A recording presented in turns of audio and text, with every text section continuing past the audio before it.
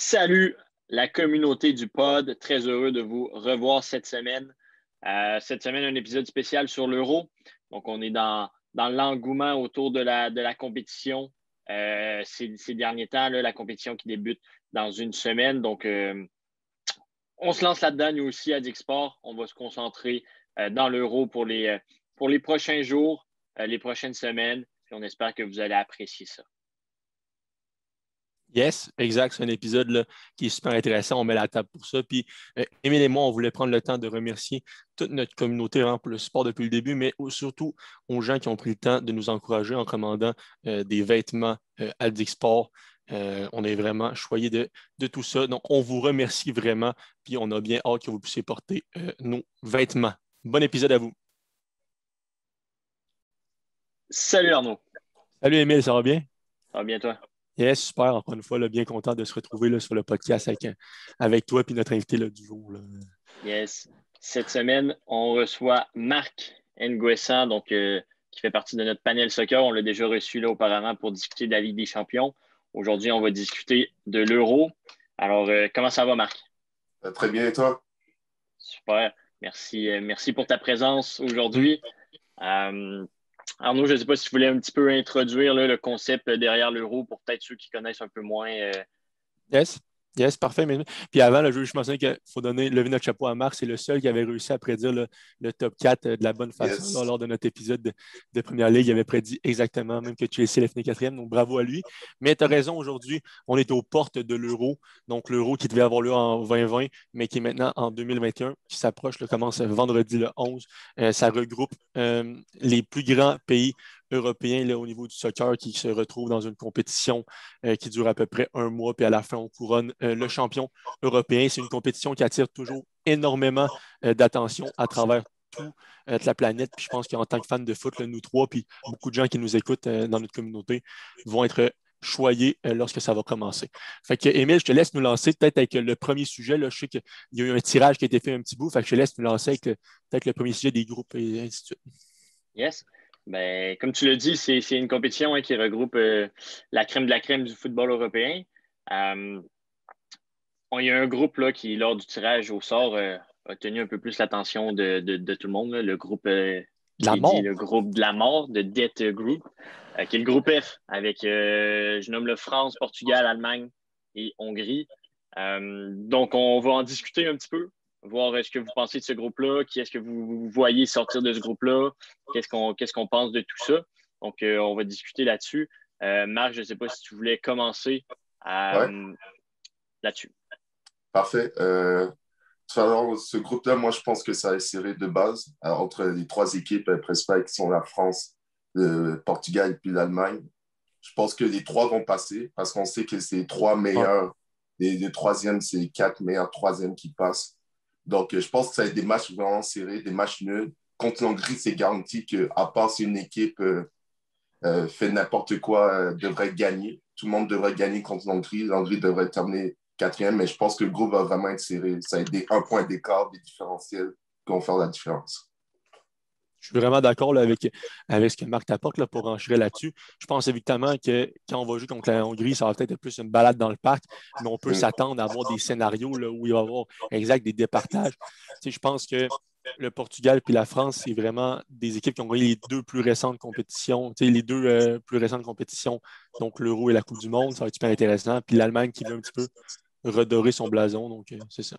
Donc je ne sais pas ce qu'Emile t'en pense, là, mais moi aussi, je m'attends à quelque chose de très relevé. Ben, assurément, ça va être relevé.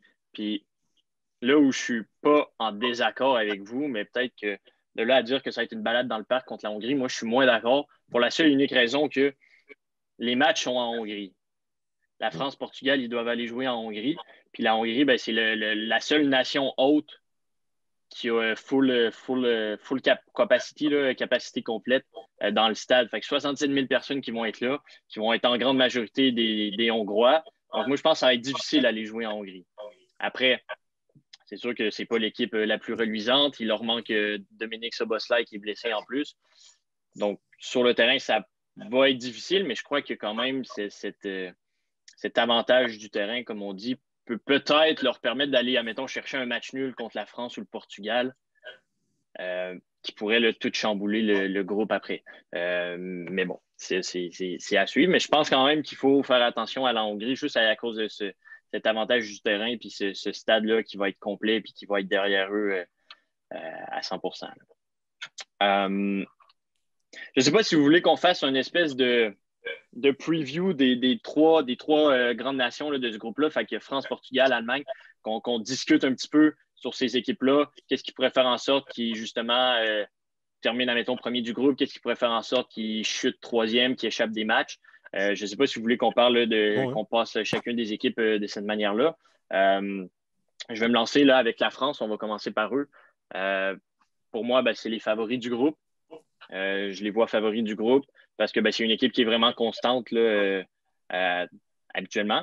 Puis pour moi, c'est une équipe aussi qui a beaucoup de profondeur. Fait que s'il y a à avoir des blessures ou des cartons rouges, des expulsions, etc., je pense que Didier Deschamps a quand même un beau groupe là, derrière lui, aller chercher des joueurs assez facilement là, pour combler les absences qu'il peut avoir. Ma seule crainte par rapport à la France, ce serait plus par le manque de compétition qu'ils ont eu dernièrement. Je m'explique. Dans les derniers matchs, autant dans leurs matchs amicaux que dans les matchs là, de qualification pour la Coupe du Monde qu'il y a eu dernièrement. Ils n'ont pas affronté des super grosses nations, puis j'ai l'impression qu'ils arrivent là sans avoir eu de super grosses compétitions dans les derniers matchs. Puis là, tu vas affronter Portugal, Allemagne. Je sais pas. Je crois que c'est une équipe qui reste expérimentée, puis ça reste des joueurs professionnels. Mais c'est ça, ce manque de compétition-là, peut-être que ça pourrait faire un choc quand il arrive contre le Portugal, contre l'Allemagne. J'ai aussi une interrogation sur le retour de Benzema par rapport à l'ambiance qu'il peut avoir dans le vestiaire suite à ça. Ils ont joué un match amical contre Pays de Galles, je crois. Ouais. Ça a bien été, mais après, c'est un match amical. En tout cas, j'ai hâte de voir ce que ça va donner. Je crois que le retour de Benzema peut quand même leur apporter du positif, mais je pense aussi que ça peut leur apporter du négatif. Donc, reste à voir ce que ça va donner à ce niveau-là. Marc, je te laisse y aller par rapport à la France. Je sais que c'est un de tes pays. Ouais, moi, je pense que déjà, je peux dire que la France va gagner l'Euro à 100%. Je pense avec le retour de Benzema, un des joueurs, un des attaquants, meilleurs attaquants du monde. Pour moi, c'est un des meilleurs attaquants du monde, si ce n'est pas le meilleur. Je pense aussi que le seul problème avec la France, c'est au niveau des milieux défensifs. Donc là, je parle de N'Golo Kanté, Corentin Tolisso qui est venu d'une blessure récemment.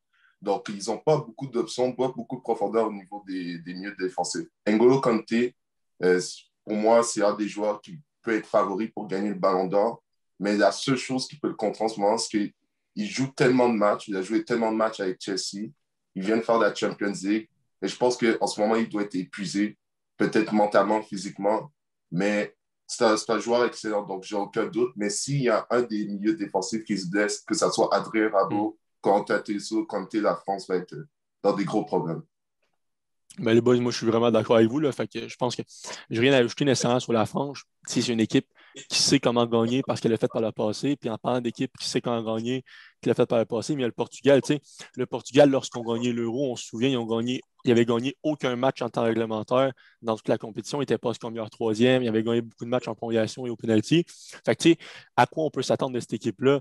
Moi, je pense que c'est une équipe qui, sur le papier, est encore meilleure que ce qu'on a vu lors de l'Euro 2016. Ils ont beaucoup de joueurs. Là, Bruno Fernandes sont chez Ruben Diaz, Ronaldo qui est encore là, João Félix qui monte. Moi, je pense que le Portugal sait comment gagner, puis ils vont peut-être l'avoir au mental avec un leader comme Cristiano. Je ne sais pas ce que vous en pensez. Est-ce que vous avez des interrogations dans cette équipe-là? Mais moi, je pense qu'ils sont quand même complets et prêts à batailler. Force est d'admettre que ça va être une équipe très difficile là, à tasser dans ce groupe-là. Moi, ma seule crainte, en fait, avec le Portugal, c'est qu'ils essayent d'inventer des choses qui ne sont pas dans leur jeu, en fait. Parce qu'ils ont plein de joueurs à talent offensif. Et j'ai vu le match contre l'Espagne et puis ils ne m'ont pas impressionné du tout, malgré le fait qu'ils ont fait jouer parmi leurs meilleurs joueurs. Je pense qu'ils devraient retourner à ce qu'ils se connaissent, comme en 2016, des attaques rapides avec Ronaldo, qui défendait bien en bloc, qui jouait bien. Tout le monde connaissait son rôle. C'est ça que j'aimais au Portugal. Ouais. Ils connaissaient qui était la star, qui les joueurs qui peuvent marquer, qui les joueurs peuvent défendre. Et tout le monde faisait son rôle à la perfection. Et je pense qu'ils devraient revenir à ces bases-là au lieu d'essayer de jouer un jeu qui qui ne les concernent pas, qui ne les correspondent pas nécessairement.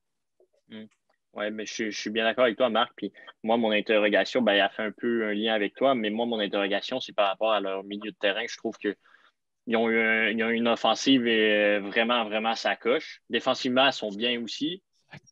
Mais le milieu de terrain, je trouve que c'est pas. C'est qui a joué contre l'Espagne? C'était Pereira puis Oliveira, je crois, qui commençait le match contre l'Espagne. Puis tu sais, tout au long des qualifications là, pour la Coupe du Monde qu'il y a eu dernièrement, qui était un peu la préparation pour l'Euro aussi. Voyons, Santos. Ouais. C'est ça, oui, Santos, l'entraîneur du Portugal, qui a vraiment fait tourner son milieu de terrain. Il n'a jamais été capable de trouver la combinaison qui marchait au milieu de terrain. Puis j'ai l'impression que ça, c'est quelque chose qui, contre la France, contre l'Allemagne, peut jouer en leur défaveur. Là. Donc moi, c'est au milieu de terrain que j'ai une crainte pour le Portugal.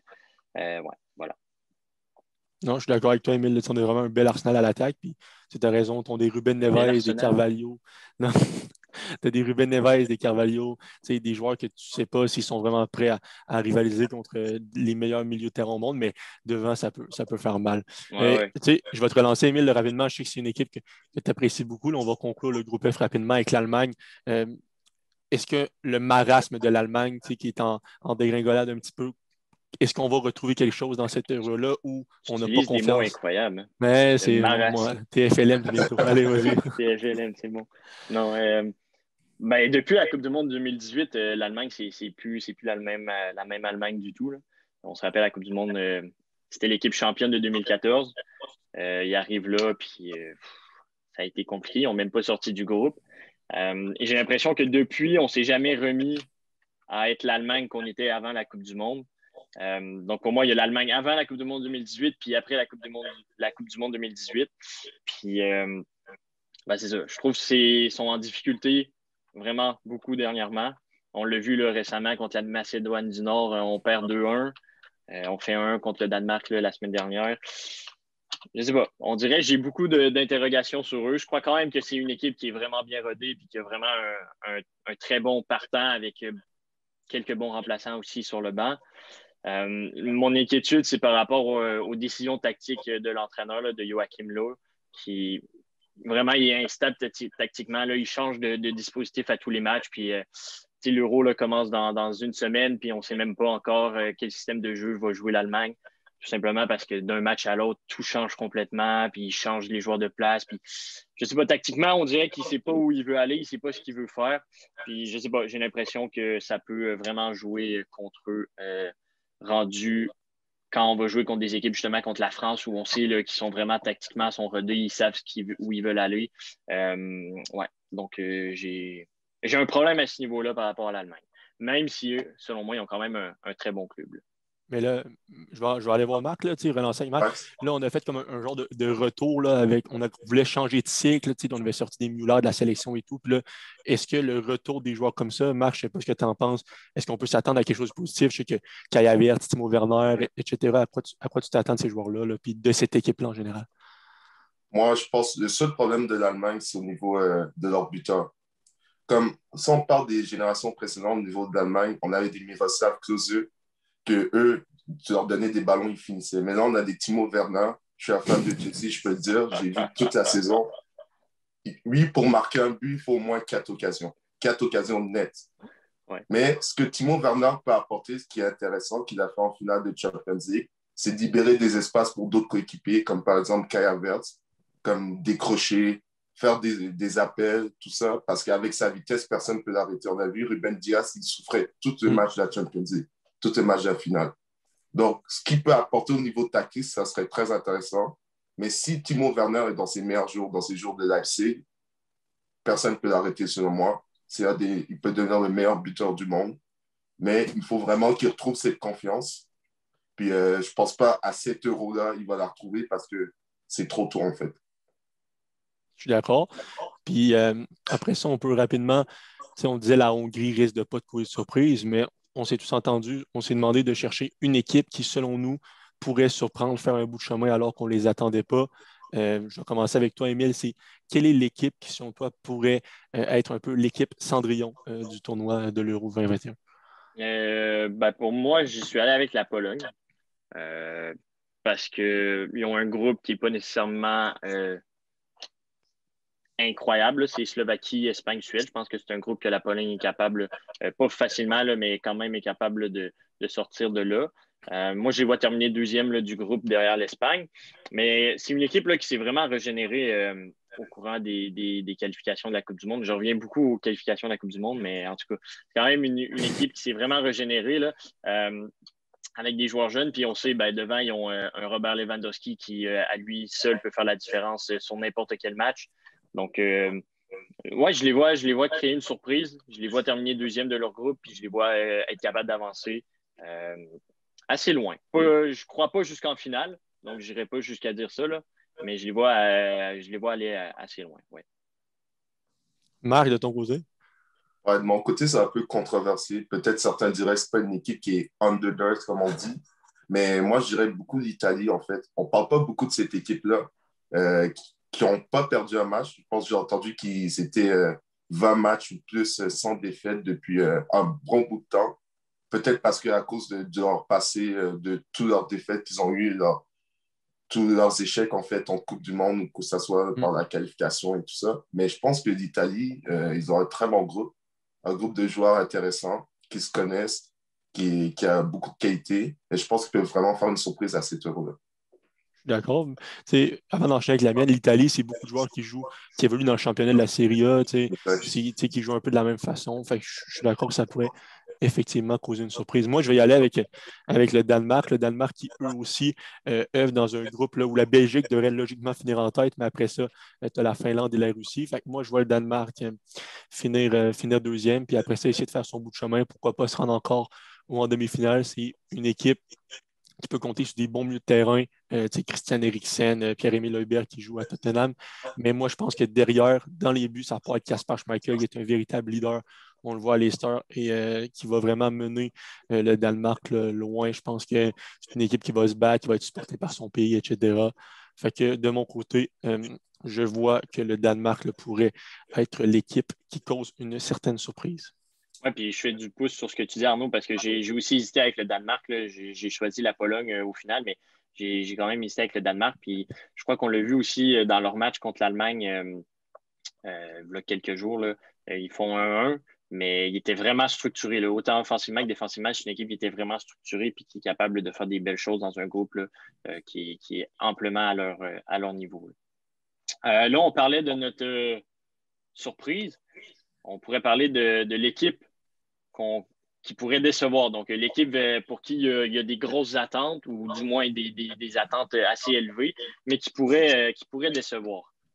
Marc, je ne sais pas si tu veux te lancer avec cette équipe. Ouais. Moi, je pense que à cause de leur pression et tout ça, je pense que ça serait la Belgique, en fait. Belgique a un groupe de très haut niveau, un groupe très expérimenté. Je pense qu'ils ont peu de joueurs qui sont en dessous de 26 ans et tout. Ils ont comme Thiesman et Doku, mais sinon, ils sont tous dans la trentaine. Les Lukaku, Kevin De Bruyne sont tous dans leur prime, en fait. Donc, c'est une équipe qui a beaucoup de pression. On dit que c'est la Golden Generation. On dit que c'est une équipe qui doit se prouver à cause de leur échec en Coupe du Monde, contre la France, par exemple. Donc, c'est une équipe qui a de la pression. C'est une équipe que je pense qu'il peut échouer malgré leur qualité. Donc, je pense que l'entraîneur peut penser trop fort, il peut vouloir faire beaucoup plus compliqué malgré qu'il a des joueurs talentueux en avant. Donc, je pense qu'une équipe peut nous surprendre, malheureusement. C'est ça, mais c'est la fin. Comme Marc, tu l'as si bien dit, c'est vraiment la fin. C'est peut-être la dernière chance de cette génération dorée-là de remporter quelque chose. Puis les attentes, là, ils doivent être énormément élevées, voire la pression va être quasiment immonde là, du côté des Belges. Puis dès qu'on va peut-être avoir un mauvais résultat où le score ne va pas être en notre faveur, mais ça va se mettre à jouer dans notre tête. Fait que je suis énormément d'accord avec ça. Est-ce que vous pensez aussi que c'est la dernière chance là, de cette Belgique-là d'accomplir quelque chose, puis après ça va être trop tard?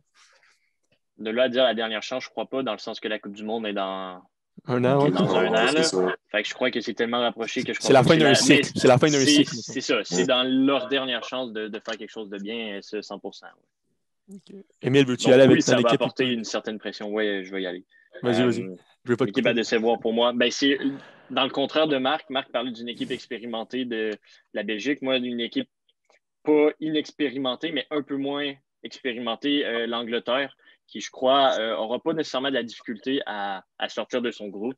C'est rendu en huitième de finale et en phase d'élimination, le direct, que je trouve que ça va être beaucoup plus compliqué pour eux. Ben, déjà, ils vont affronter la deuxième équipe du groupe F, qui, je rappelle, c'est France, Allemagne ou la France. Donc, je pense que déjà là, Okay, deux on fois va France. dire... Okay.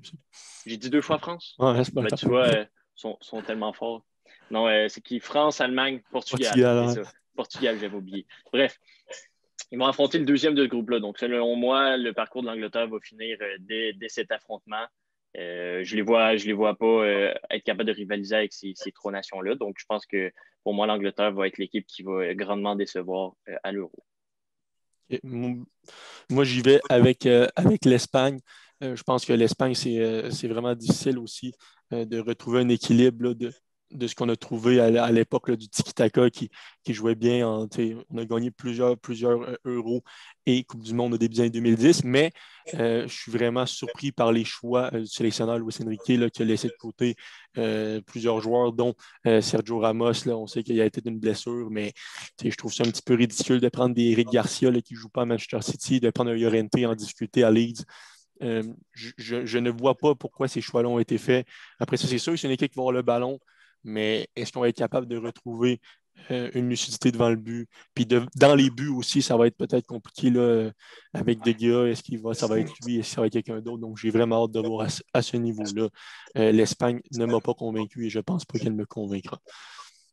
Ouais, pour ajouter à ce que tu dis, Arnaud, l'Espagne, moi, je ne pense pas qu'ils sont un buteur. J'ai vu le match Espagne-Portugal ce vendredi, puis Morata, il a raté au moins une dizaine d'occasions. Même chose pour Ferran Torres. Tous ces joueurs-là devant le but, ils ne sont pas assez efficaces. Et puis, je pense que ça va leur coûter, malgré qu'ils savent créer le jeu. Et puis, ils ont des joueurs de qualité, mais devant le but, ce n'est pas efficace du tout. C'est ça. Puis, moi, je vais enchaîner tout de suite. Là, après ça, c'est sûr qu'on s'est prêté. Vas-y, Emile, je te laisse y aller. Je veux juste apporter un contre-argument par rapport à ça. Juste par rapport au parcours que l'Espagne peut avoir. T'sais, quand tu regardes leur groupe, ben, c'est quelque chose qui normalement devrait sortir sans trop de difficultés, normalement. Et après, si tu t'en vas en phase à élimination directe, ils vont affronter un troisième meilleur. Je comprends ton point qu'ils ont beaucoup de points d'interrogation, puis je suis 100% d'accord avec toi. J'essaie juste d'apporter le contre-argument. C'est sûr. Ils ont quand même un semblant de parcours qui s'annonce à être assez facile jusqu'au quart de finale. Fait que tu les vois s'écrouler où? C'est ça, c'est plus ça ma question. À quel endroit tu les vois s'écrouler? Je pense qu'ils pourraient être surpris par un meilleur troisième X, là, que ce soit la République tchèque. On ne sait pas l'ordre où ça va finir, mais une équipe comme ça qui va se tenir, qui va avoir un plan certain en tête, ben, je pense que ça pourrait venir jouer un vilain tour à l'Espagne, mais tu as raison. Si je suis un Espagnol aujourd'hui, dans ma tête, j'ai un chemin pavé droit, direct jusqu'à les quarts de finale, voire même la demi-finale, là, il peut y avoir des surprises dans d'autres huitièmes. Fait que c'est sûr qu'ils ont peut-être un beau chemin, mais des fois, c'est les plus beaux chemins qui font en sorte que tu te mettes la face. Fait que je ne suis pas sûr que c'est une expression. Bonne réponse. Mais c'est ça, je voulais enchaîner. On s'est mouillé au jeu de nommer. Tu sais, Marc, je sais que tu es déjà lancé avec ton favori, mais on vous a demandé, les boys, d'arriver avec deux favoris, deux équipes qui pourraient, selon vous, se rendre jusqu'au bout. Donc, je vais y aller en premier. Je sais qu'Emile, tu dis que c'est une équipe qui pourrait décevoir. Ça peut arriver, mais selon moi, l'Angleterre et le Portugal, même s'ils pourraient se rencontrer, c'est mes deux équipes qui sont favorites. L'Angleterre, tout simplement, parce qu'ils ont le vent dans les voiles, selon moi. Les deux équipes qui sont allées en finale de la Ligue des Champions, ces deux équipes anglaises avec beaucoup de joueurs anglais qui vont arriver, des Foden, des Mount, je vais en reparler tout à l'heure, des Reece James, etc. Je pense que l'Angleterre, c'est leur moment d'aller jusqu'au bout. S'ils ne le font pas là, je me demande quand ils vont le faire parce que c'est toujours une équipe qui est réputée pour choquer, en guillemets. Et puis le Portugal, je pense que c'est une équipe qui va être inspirée par Cristiano Ronaldo, qui a beaucoup de jeunes joueurs offensivement qui poussent, qui vont créer. Donc moi, je vois l'Angleterre et le Portugal comme mes deux favoris pour entrer la compétition, même si je pense que la France et la Belgique ont les atouts aussi. Juste parce que l'Angleterre a le vent dans les valves, puis le Portugal va vouloir le faire pour un Ronaldo. Fait que Marc, je vais te laisser y aller. Je sais déjà la France, mais peut-être nous expliquer pourquoi. Et si tu as une deuxième équipe en rechange, ce serait qui? Moi, c'est la France. Pour Benzema, c'est simplement Benzema. Je trouve que Benzema amène une nouvelle dimension à la France qu'ils n'avaient pas avec Olivier Giroud.